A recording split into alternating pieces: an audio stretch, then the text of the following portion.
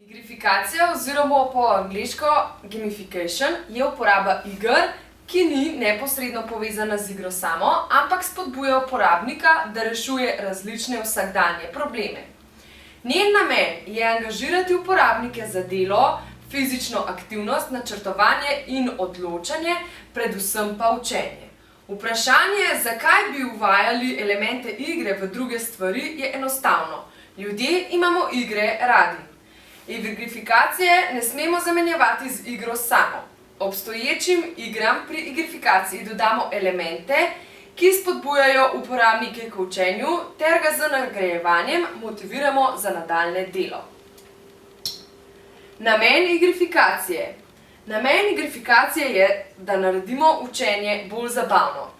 Igra med učenci poveča tekmovalnost, željo po nagrajevanju in napredovanju, samoizražanju, altruizmu, motivacijo za delo in učenju. Hkrati pa spodbuja uporabo njihove domišljije, kognitivne sposobnosti, kolaboracije in zmožnosti skupinskega učenja. Kaj vse lahko igrificiramo? Igrificiranje vsakodnevnih opravil, ki jih predstavimo kot zanimive izzive. Z igro je vse bolj zabavno. Primer je igra Minecraft, ki pri uporabniku spodbuja kreativnost, vztrajnost, željo po raziskovanju, skupinsko delo. Igrifikacija pa ne pomeni nujno, da je za delo potrebno uporabljati računalnik. Igre se lahko priredi tudi v obliki namiznih iger. Primer take igre je World Peace, ki je dovršena politična simulacija, ki mlade spodbudi k reševanju socialnih, ekonomskih in filozofskih problemov. Kako uvesti igrifikacijo v razred? Uvedite sistem nagrajevanja, kjer učenci dosežejo nek cilj kot skupina.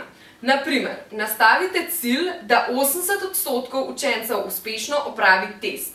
Kot nagrado podelite točko celotnemu razredu ali pa jih nagradite za zabavo. V tem primeru se bodo učenci bolj potrudili, da bodo snov obdelali kot ekipa. Boljši učenci lahko pri tem pomagajo manj uspešnim. Igrificirajte domačo nalogo in spodbudite neformalno učenje. Igre omogočajo radovednost in učenje še po koncu šolske ure. Odličen način motiviranja so razni izzivi v igri, naprimer iskanje zaklada. Napredovanje in dosežke učencev beležite sproti. Tako boste na tekočem glede njihovega razumevanja snovi. Spodbujajte jih k učenju preko iger ter pomagajte tistim, ki jim določene aktivnosti delajo težave. Zelo uspešne pa motivirajte za kompleksnejše naloge. Igre ne morejo popolnoma nadomestiti pedagoškega dela učitelja, lahko pa spodbudijo učence, da so za delo bolj motivirani ter da pokažejo svojo ustvarjalnost in odkrijejo svoje talente.